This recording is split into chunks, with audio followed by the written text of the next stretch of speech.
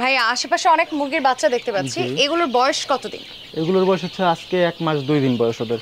Vaccine করানো আছে? জি, বসন্তের ভ্যাকসিনটা এখনো করিনি, ওটা হচ্ছে আপনার 33 দিন বয়সে করে, আগামীকালকে করবো ইনশাল্লাহ। আচ্ছা, বাচ্চাগুলোকে দেখে খুব স্বাস্থ্যবান মনে হচ্ছে। আপনি কি কিছু মনে না করলে একটা বাচ্চা আমাকে দেবেন? আমি একটু ধরে দেখতে জি, চাই। একটু ধরে দেখাচ্ছি আপনাকে।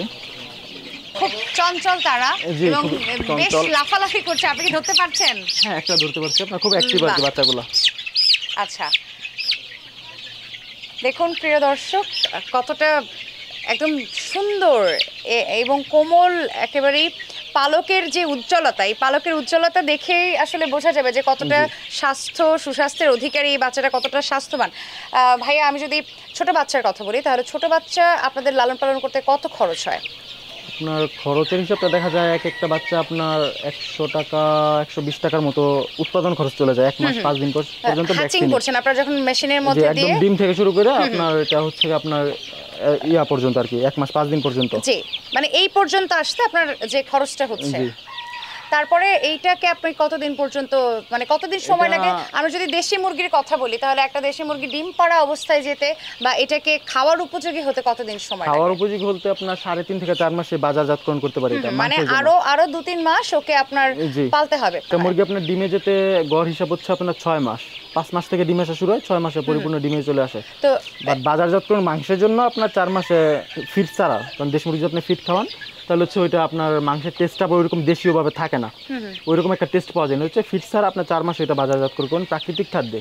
প্রাকৃতিক খাদ্যে আপনি যদি একদমই অর্গানিক খাবার খাওয়ান, সেক্ষেত্রে মুরগিটাও তো অর্গানিকই হচ্ছে। জি, তো এই মোরগ মুরগিগুলোর পিছনে যে দীর্ঘ 5-6 মাস ধরে যে আপনি খাবার খাওয়াচ্ছেন, অনেক কিন্তু একটা খরচ হয়ে যাচ্ছে। এই খরচগুলো কি পরবর্তীতে মুরগিটা বিক্রি করে বা মুরগির যে ডিম হয় সেই ডিম থেকে কি খরচটা পোষায়?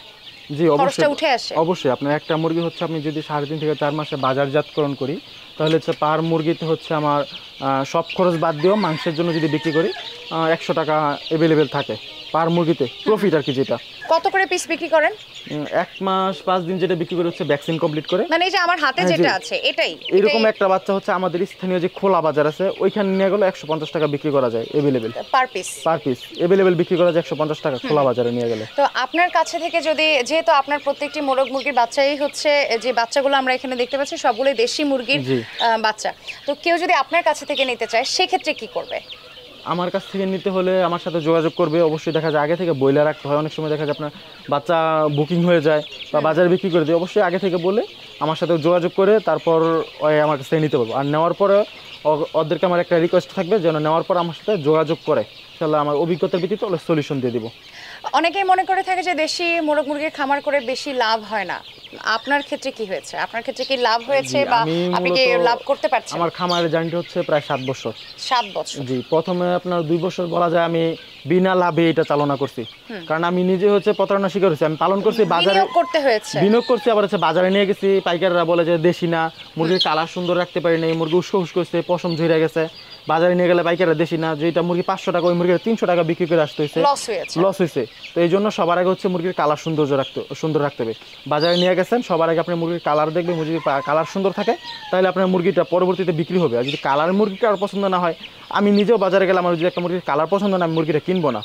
সুতরাং আপনার মুরগি পাললে যদি মাংসের জন্য করেন, চেষ্টা করবেন অবশ্যই মাটিতে সাইডে দিয়ে পালার জন্য। যত বড় এরিয়া মাটির জন্য, মাটিতে তত আপনার মুরগির খাবার খরচ কম, তত আপনার মুরগিতে প্রফিট বেশি। বর্তমানে আপনি ডিম থেকে কত আয় করছেন বা এই বাচ্চাগুলো বিক্রি করে কত আয় করছেন? মূলত দেখা যায় ডিমটা বিক্রি করি খুব কম, যদি আমার তো মেশিনে বাচ্চা উৎপাদন করি, মেশিনে ডিমটা না ধরলে তখন ডিমটা হালকা বিক্রি করি, বাচ্চাটা বিক্রি করে দেখা যায় মাংসের জন্য যদি করতে পারি তাহলে আর প্রফিট বেশি। বাট এখন হচ্ছে আপনার দেখা যায় মান্থলি গড়ে 50 বা প্লাস থাকে আর কি। আপনি যদি বর্তমান অবস্থায় দাঁড়িয়ে চিন্তা করেন, তাহলে আমরা এটা বলতে পারবো যে আপনি লাভের দিকেই যাচ্ছেন। জি, দেশি আলহামদুলিল্লাহ। মুরগির খামার করে আপনার লাভ হয়েছে? যে লাভ হয়েছে দেখেই আমি এত বছর টিকে রয়েছি। আর বললাম না যে প্রথম 2 বছর দেখা যায় আমি বিনা প্রফিটে এটা চালনা করছি, তখন আমার বুঝতেই সময় লাগছে, তখন কেউ গাইডলাইন দেওয়ার মতো ছিল না। আর দেশি মুরগির খামার এখন দেখা যায় আপনার ইউটিউবে গুলো দেশি মুরগির খামার দেখা যায়, আর তখন ওইরকম খামারও ছিল না। আপনার কি বড় পরিসরে করার কোনো পরিকল্পনা রয়েছে? পরিকল্পনা আছে বড় পরিসরে করার, বাট হচ্ছে স্পেসের জন্য আমাদের এখানে করতে পারতাছি না, জায়গা খুঁজছে? আর যদি দূরে কোথাও পাই, দূরে দেখা যায় আমি এখান থেকে গিয়ে সময় দিব, নিজে যদি আমি ইনস্ট্যান্ট যেখানে সময় দিতে না পারবো এখানে আমি খামারও করব না। ভাইয়া এই আমার হাতেই যে ছোট বাচ্চাটা আছে ওর একেবারেই পুরো শরীরটাই খুব পরিষ্কার। অনেক সময় আমরা দেখি যে দেশি মোরগ মুরগির বাচ্চাগুলোতে বা মোরগ মুরগিতে এই যে যেহেতু লোম রয়েছে লোমগুলোর মধ্যে অনেক রকম পোকা হয়, এখানে তো কোনো কিছু দেখতে পাচ্ছেন না, একদম পরিষ্কার। আপনার পোকা হলে কি করেন? পোকার জন্য বলতে ছোট বাচ্চা তো পোকার ওষুধটা দেওয়া যায় না, মিনিমাম 2 মাস বয়স হতে, 2 মাস বয়স হলে আপনার পোকার জন্য একটা ওষুধ আছে উকুননাশক বলে এটা, প্লাস কৃমিনাশক, এটা হচ্ছে ভারকিল। ওই ওষুধটা আপনারা ব্যবহার করতে পারেন, মুরগির উকুন দূর হয়ে যাবে। আর যদি আপনারা দেখা যায় এমনিতে মশা বা মাছি বা এমনিতে এক্সট্রা কোনো পোকা আসে, আপনারা সাপোজ কেরাসিন হিসাবে ব্যবহার করবেন, কেরাসিন তেলটা স্প্রে করে দিলে পোকা বা মাছি এগুলো দূর হয়ে যায়। ফয়সাল ভাই, আমরা দীপ্ত কৃষির একদম শেষ পর্যায়ে আছি, জি। আপনাকে অসংখ্য ধন্যবাদ। আপনাকেও ধন্যবাদ।